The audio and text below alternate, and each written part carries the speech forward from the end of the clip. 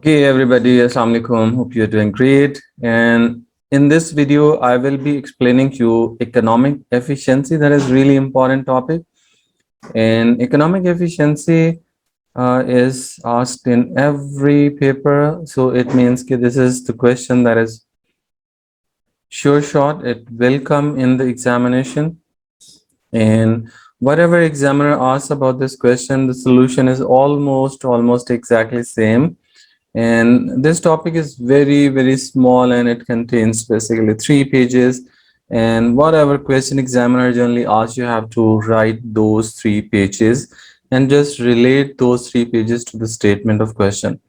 Okay, so what type of questions are being asked by the examiner in this topic? So you can see it on the screen, and I'm going to discuss this question first. Assess the suggestion that a market economy is neither possible nor desirable. So this is 25 marker question, and what you have to do is basically whenever examiner asks about free market economy, question relevant to free market economy, it means you will have to review which topic basically explains the idea of free market economy. So that is only in A2 level economics, there is only economic efficiency that basically uses this concept. Okay, so you can start by defining free market economy. You can give a little bit introduction of free market economy, what free market economy is, but you need not to explain this concept a lot.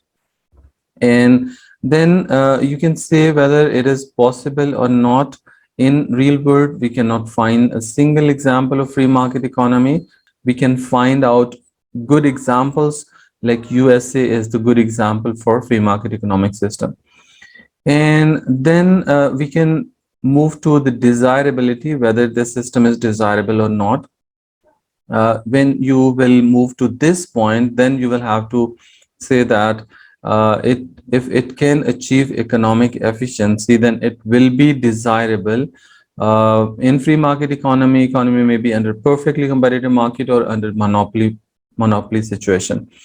Or then you will have to basically explain what economic efficiency is. Okay, so what economic efficiency actually means, and you will have to define it. You will have to explain in detail what is allocative efficiency and how allocative efficiency is shown with the help of graphs. And there are two graphs that can show allocative efficiency. You will have to define it, and then you will have to make graphs as well. So allocative efficiency is achieved. So this is average revenue, and this is marginal revenue, and this is marginal cost. And when marginal cost and average revenue intersect each other, this is optimum point, and this point is known as allocatively efficient point. So this is output, and this should be the price to achieve allocative efficiency. And this is a graph of monopoly market structure, where monopoly produces at a point where MC intersects MR instead of MC intersection of MC and AR.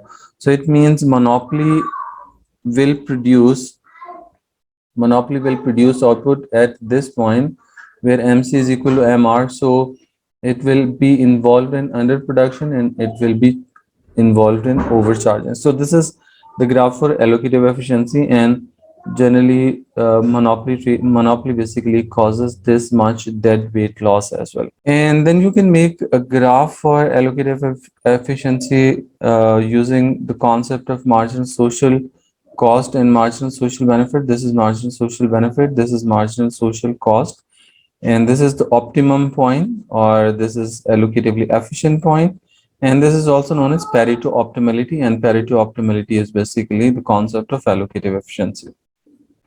So at this point, cost and benefits are equal.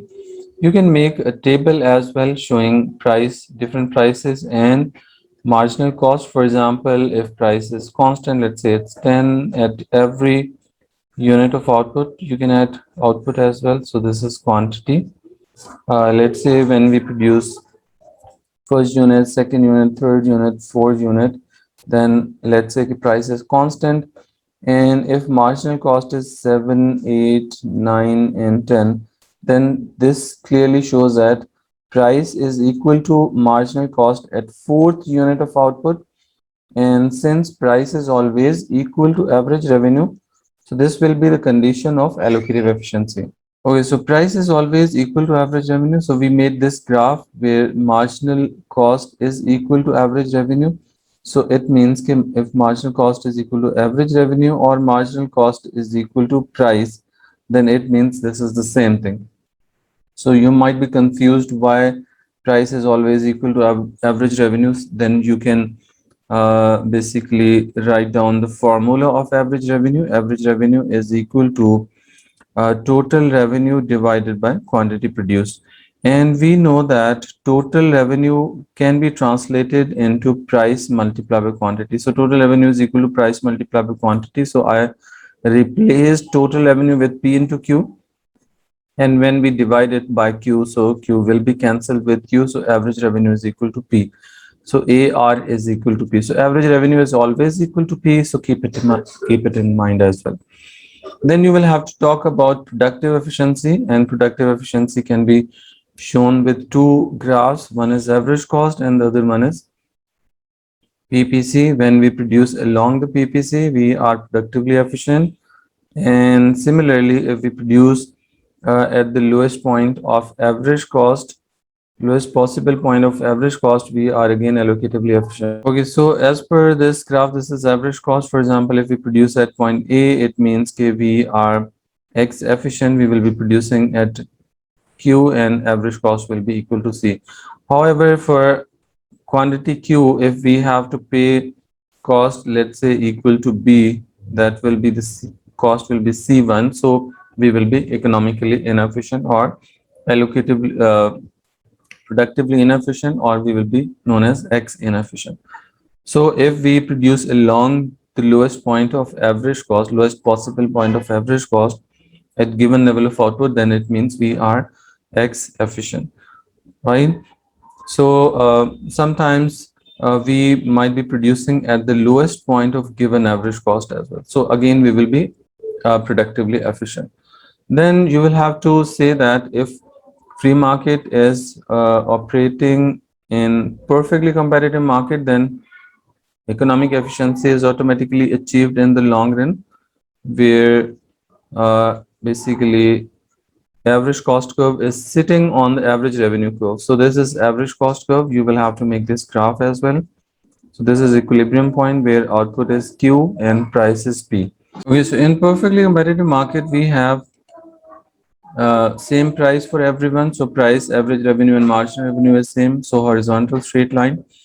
MC intersects MR at point E, where basically equilibrium takes place and output produced is Q. And in the long run, we know that perfectly competitive firms produce at a point where only normal profit is achieved. Okay, so when we produce at the lowest point of average cost, definitely we are productively efficient. So perfectly competitive market achieves allocative efficiency, productive efficiency in the long run automatically, and definitely allocative efficiency as well. But if it is monopoly, then it will not be able to achieve it. It can achieve economic efficiency, but it never aims to achieve this. So you will have to make this graph, and you will say that optimum point takes place where MC is equal to AR at point E. So output should be Q, but monopoly produces less than output, optimum output, and it is involved in overcharging. So it will charge price P1 and it will produce output Q1. So P1 and Q1 show that it will be economically inefficient. And then at the end, you will have to give conclusion as well. And during conclusion, you can also suggest that government intervention can improve resource allocation in market economy. So if it is converted into a mixed economy, then definitely government will intervene. Whenever there is underproduction, government may involve and government may help in the form of subsidy. And whenever there is overproduction of demerit goods, government may impose heavy taxes. So in many cases, government intervention becomes really important to achieve desirable outcomes from the free market economy, from the private sector of economy. So you will have to give conclusion as well. So this is the entire solution for this question. And Definitely, it's really important question. And again, if we move to another question relevant to economic efficiency, you can stop the video and you can read this question carefully. And question 2, part A says, what is meant by economic efficiency in relation to resource allocation? Again, you will have to define what economic efficiency is. Then you will have to explain its two different types like productive efficiency, allocative efficiency, dynamic efficiency, and you will have to make their graphs as well. So for 12 marks, you will have to do this. And then is market failure can always be overcome to increase economic efficiency. How far do you agree with this statement? Okay, so in this part B, you will have to basically show what market failure actually is. It occurs when marginal social cost and marginal social benefits are not equal, and monopoly practices are there. There is underproduction of merit goods and overproduction of demerit goods. You can make this graph, marginal social benefit. This is marginal social cost, and this is the optimum point where output should be this much and this much should be the cost and benefits. But in free market economy, what generally happens is underproduction takes place for merit goods. So this is output showing that this is the deadweight loss for underproduction of merit goods. And private sector also produces more than the optimum point in case of demerit goods. So again, it causes deadweight loss. Okay, so if government wish to overcome any kind of market failure, it may be caused by underproduction of merit goods, overproduction of demerit goods, or maybe due to monopoly practices, and you will have to make the graph of monopoly as well, which shows market failure. And then you will have to suggest the policies that government can use. So to overcome market failure, government will intervene using multiple policies. So what are the multiple policies government can use to basically achieve economic efficiency? And that is allocative efficiency. And different policies, what are different policies? They include like imposition of indirect taxes, provision of subsidy, and similarly pollution permits, and there are so many other policies as well. I will give you the multiple policies and their evaluation in the link and watch that video as well. And at the end, you will have to basically evaluate how these policies cannot overcome the economic efficiency. See, it means you will have to talk against policies adopted by the government. And the one point I can right now explain to you is, for example, if government provides subsidy to increase production of merit goods, then it is not compulsory that private sector will utilize that subsidy in the best possible way to achieve economic efficiency and to produce at optimum level of output, because main aim of private sector is to maximize its profits, not the efficiency, not always the efficiency. So it may not be able to achieve economic efficiency, and there may be misuse of the subsidy. There may be corruption involved in utilization of the subsidy, and so on and so forth. So these are two questions I'm basically sharing with you on in the description, and you must go there and you can see what are the policies that government can use to correct market failure, and what you can talk against these policies. So that is basically required here. You will have to talk about multiple policies and how these policies achieve economic efficiency might or might not be sufficiently efficient. Okay, so this is it for this video lecture. And one thing is clear, whatever examiner asks about economic efficiency, you have to write everything I told you right now, but you will have to relate it to the statement of question. Okay, so this is it for this video, and in the next video I will be explaining you one question from macroeconomics, that is developing and developed countries. What are the features of those countries? And then GDP as a measure of standard of living. Okay, so that will be the next question I will be explaining you. So see you soon. Thank you.